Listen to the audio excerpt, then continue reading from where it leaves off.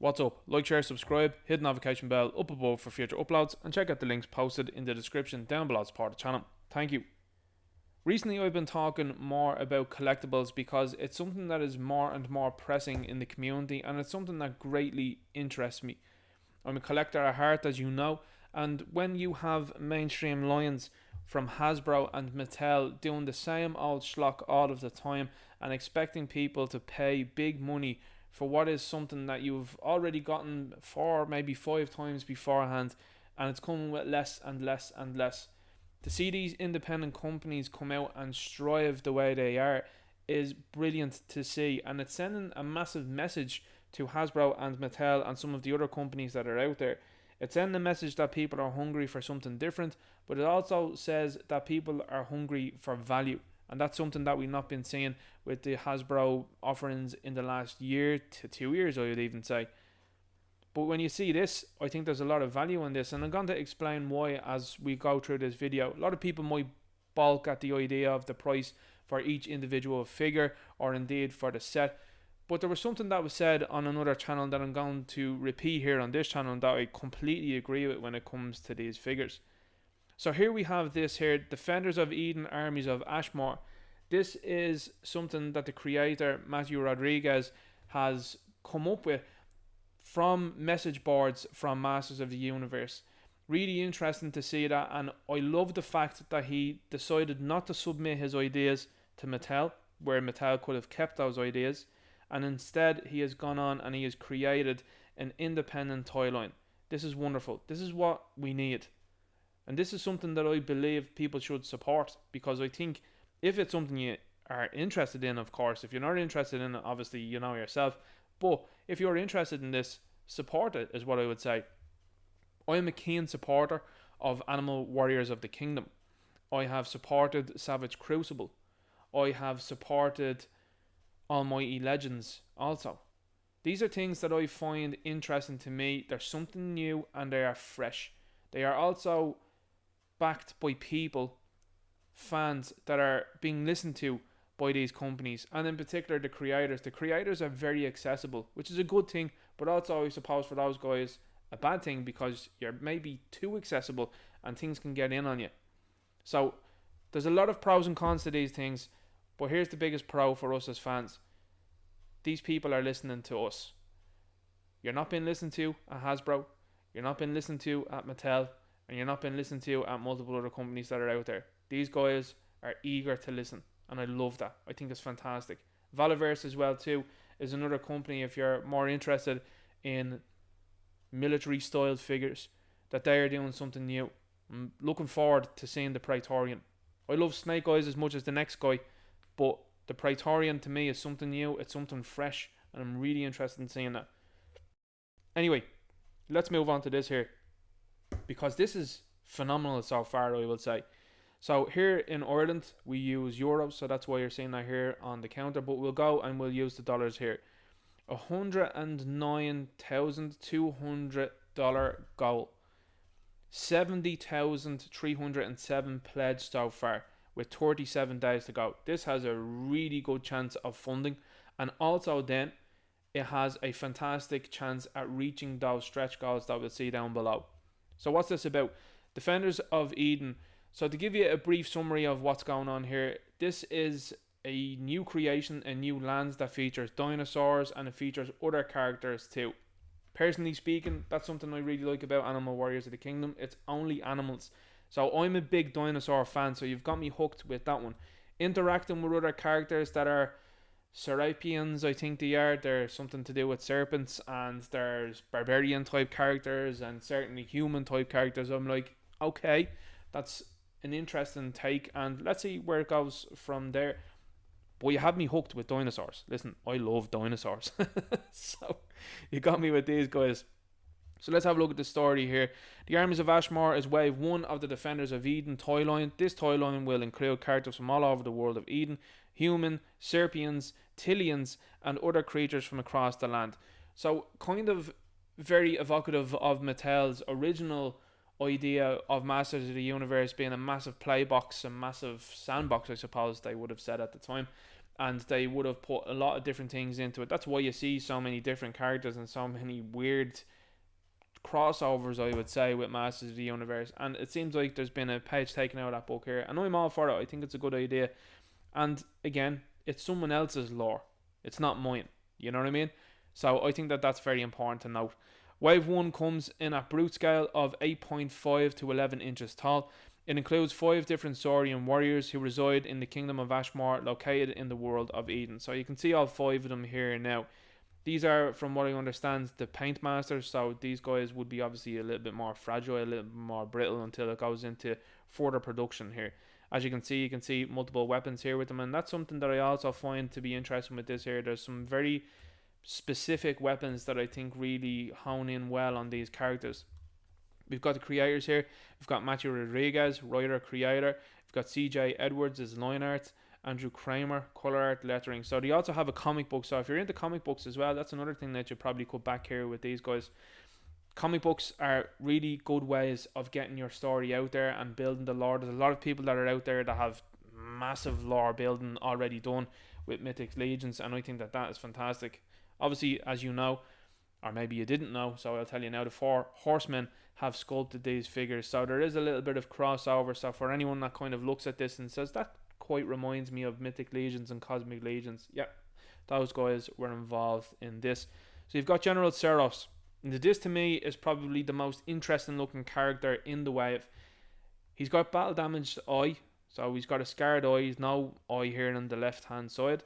He also has a piece of his frill missing, so very battle hardened, and that's something that I really like, and it's something that we haven't seen with a lot of characters over the last number of years, where there's a lot of visible storytelling just when you look at this. Even though that the body is going to be used for another character, this is instantly a character of its own. I suppose a lot of people would say, well, go all the whole hog there and take the horn as well too. But no, I like the fact that there's the horn there, and you've obviously got then the frill missing and the eye missing. I think that that's quite interesting. So that's General Seros, and he comes here with a shield in blue. Something that I really like about this line too is how colourful it is. I remarked about that recently about Animal Warriors of the Kingdom, and I said how colourful that line is and how different each character then looks because of the colour differentiation. Obviously that's something that you need to note when you're doing the toy line, because myself included, I have bought Transformers and there's a lot of whites, there's a lot of reds, there's a lot of blues. So the Autobots, for example, when they're stood on the shelf, can look very monotonous on the shelf. That's why you have the likes of Bumblebee being yellow. It's something to bring a bit of different colour to that line. So these characters all being different colours, I think is a very good idea. Now, the creator, Matthew Rodriguez, was talking about maybe colour swapping some of these characters to make up new ones. I think that's a good idea. I think it's a very good idea. Vasapo here is a Stegosaurus, as you can see here. The body overall is the same. Big change here, as you can see, is the shoulder armor. So the difference between those, it looks like a completely different character. Also, the loincloths are going to be different as well, from what I understand. So the belt in particular, rather than the full loincloth, from what I understand there. Vasapo looks interesting. I think that looks very cool. Be interesting to see if it could come with a mask, maybe, perhaps, because I know that that comes with Kuzo, who is the Ankylosaurus. So to me, I think that would look even cooler as well if it had a mask that goes over it. Kind of would be very Sub-Zero-esque like. Sub-Zero is a character I really like from Mortal Kombat, obviously. So to me, again, these are just ideas. These are not things to be taken on board, I suppose, from anybody running this line. They clearly know what they're doing from the funding that they've gotten so far.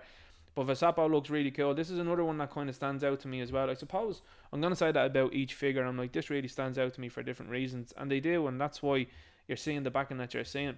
Milwick here is a mage. So this is a magician, wizard type character. And I think that that looks absolutely unbelievable. I mean, this is very interesting to do this with a Brontosaurus type character. And the articulation in the neck looks quite decent as well. So they all have very decent articulation. One thing I will say about articulation, I'm someone that loves highly articulated figures. So the fact that they don't have, what seems to not have at this moment in time, double hinges on the elbows and double hinges on the knees is a little bit of a cause for concern for me, because I do like to get characters into extreme poses, and so do other people too. But I understand that with the restrictions that you have with such bulky molds at times. It just can't be done. And then if you don't want the look to be taken away by a joint being cut into the arm, I get that, I understand that. But this is a very interesting character here, Milwick. I'm all for characters that are able to use magic, and I suppose it's quite an interesting one considering the fact that if this was just my own sort of idea here, if this was a character that was a combatant with weaponry other than magic, you know, that neck, that's an easy target. That's all I'll say. Here's the army builder as such here, Rydor. This looks really good. I love the fact that it has this helmet, sort of crown type helmet, and that it goes over the face here, so it can be removable. So you could have a couple of these guys, you could have a squad of these guys, and maybe the leader of the squad doesn't wear one, or maybe the leader does and the rest of them don't. It's entirely up to you. So the customizable nature of this line is also going to be something that's going to be really something going forward, because I can see it with Mythic Legions and Cosmic Legions coming out very soon. People are already talking about customizing those. The shoulder armor is removable, and some of the other pieces here will be removable too. They're gonna get hands as well also. The axe is fantastic looking. I mean, it's the side profile of a Triceratops. Like, that's as cool as, like, that's really intuitive and that's really inventive to me. I think that that's really interesting. A lot of the weaponry, I will say, as you can see here, links in to the specific dinosaur, which I do like. As you can see here, there's a long staff with a curved neck. I mean, it looks like a brontosaurus. You've got this character here then with this double, I suppose you could say it's a spear, maybe even you might even say it's a double bladed weapon here, but that looks like a plate from a stegosaurus. It's very, very intelligent. As you can see here, a big shield, and you can see the frill, which is interesting because this guy's one here is missing. That might have been a good idea as well, a battle damage one here. Anyway, you've got these 3 horns here that replicate the 3 horns on the Triceratops. Like, small things like that. That's very intelligent to me. Then you come down and you have a look at this here. This is Kuzo. Again, very intelligent. This character is an Ankylosaurus. So an Ankylosaurus is known as the tank of the dinosaur world, and this guy looks like a physical tank. The shield snaps together and can plug into the back, which gives it another bulky presence on the Ankylosaurus Kuzo here.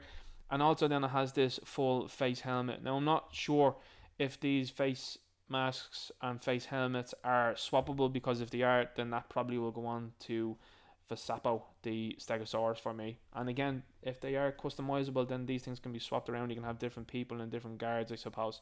But this is another really good looking figure here. The parts, as you can see here, this is the breakdown of each one. So they have a book, which is a body that is shared between them all. And then, as you can see here, here's the breakdown of the parts. So you can see here, that's Rydor, that's Kuzo, this is going to be Ceros, and then you're going to have then your Vasapo here. So I think that that's a good idea to show that.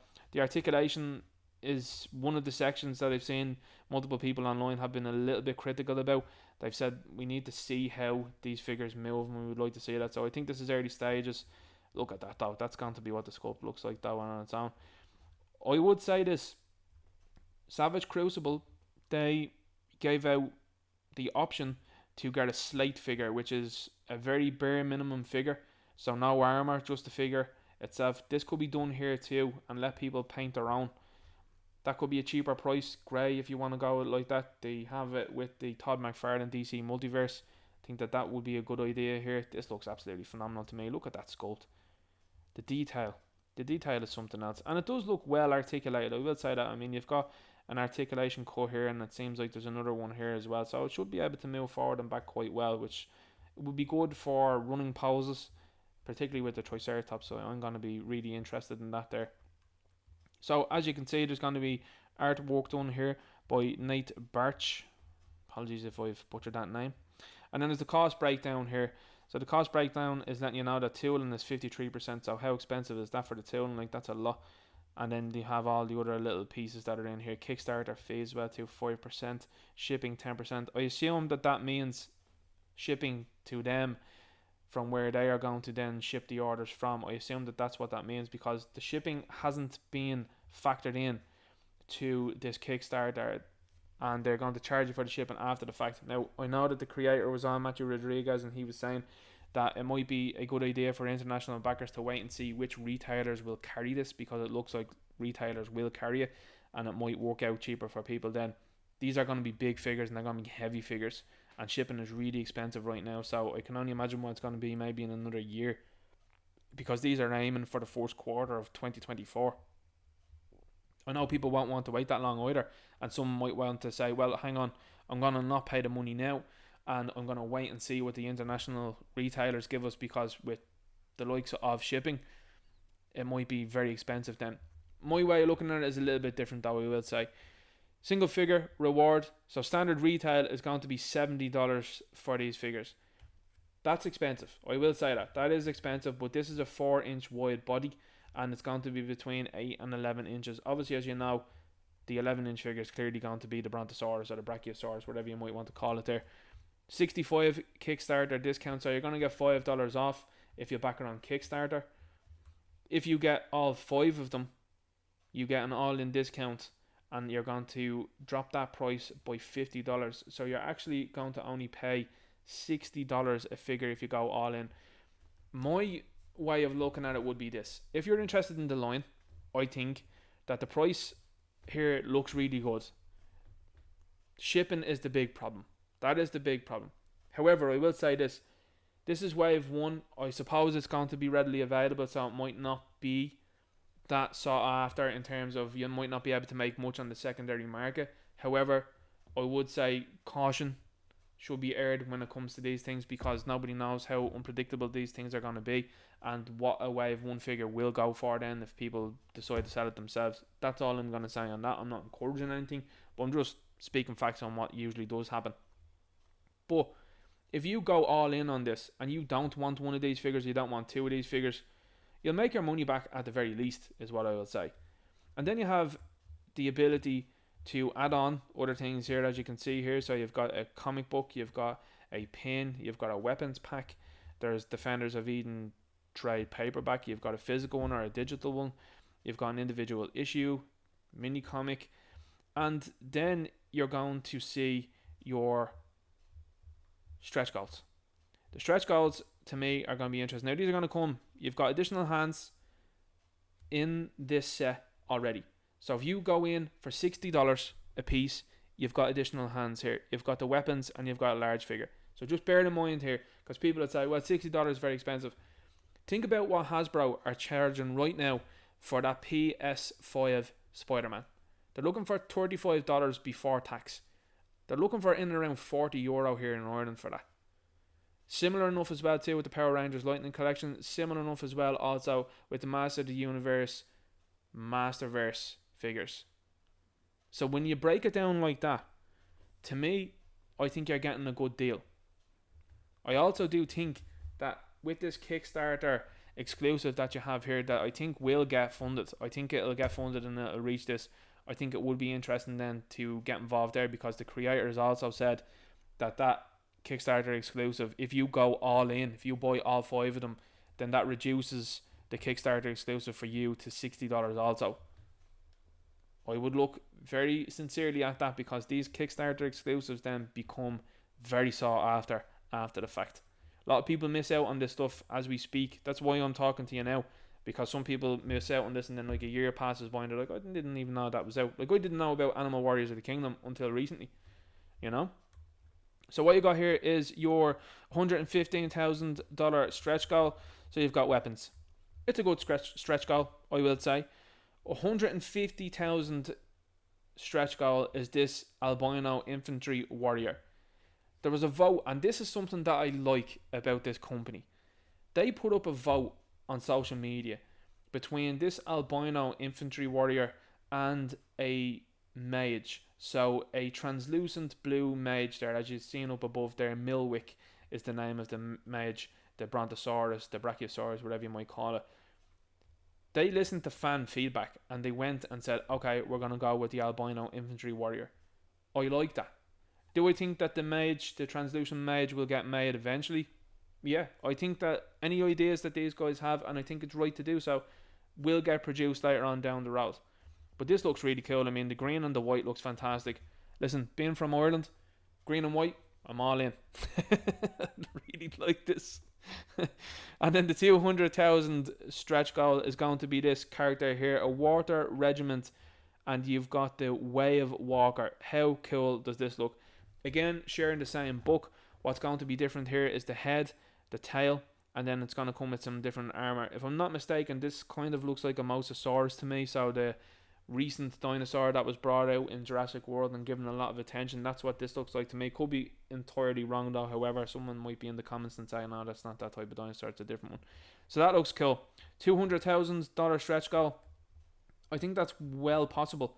I think that is very possible, and as you can see here, the guys have added in their shipping comments, so I'll get to that now in a moment. But 200,000 I think is very doable. I think that they will get there, if I'm being honest with you on that one. I think that they're gonna make it. I think that they'll make the funding for sure, and then I think that things might snowball from there and they'll go higher and higher and higher.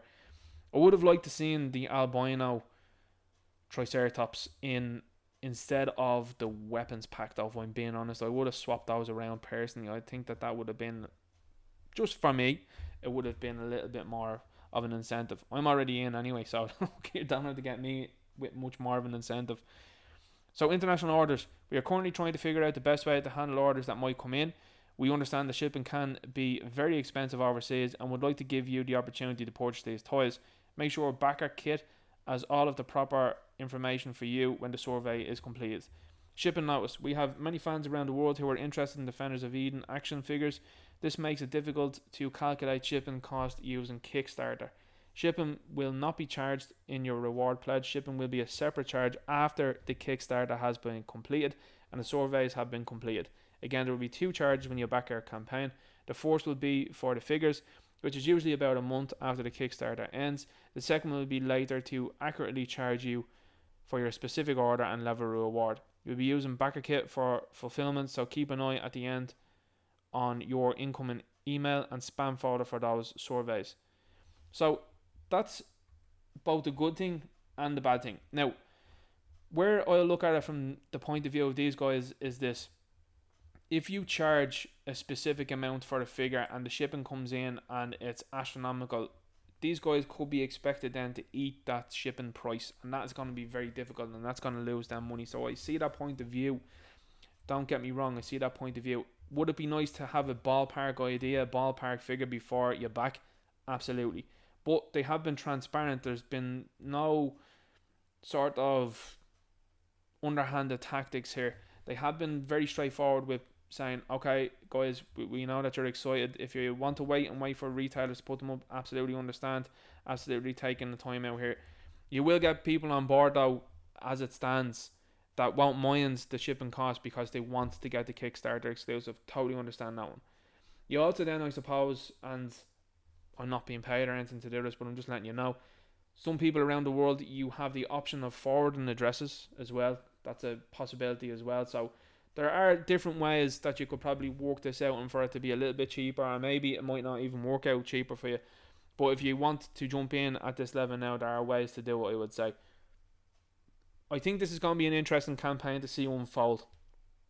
I like the idea of it. Like I said, you have me hooked on dinosaurs, absolutely.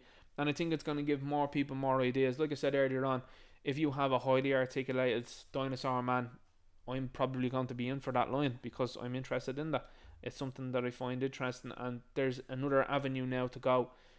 To me, this is going to be a successful line. I can see it sticking around, and I can see there being big fans of it, and I like the fact that it has a lore mythology already built into it, and it's going to use that going forward. I just wanted to bring this video to you because I wanted to shine a light on some of the independent creators that are out there. I wished I had done it for Almighty Legends, because that is another one that I think was well worth people's time, and it was well worth people's support, and I'm looking forward to seeing that coming out. That's going to be a line that focuses on angels in particular from the Bible, and they have Gabriel and Azrael coming absolutely 100%. I'm looking forward to seeing if they do Saint Michael and Saint Raphael. That'd be very interesting to see. But I wanted to shine a light on independent creators and independent toy lines, because there are people out there that are interested in this, but also it's to show you that there are other lines out there, other companies out there that feel the love and want to show love back to you.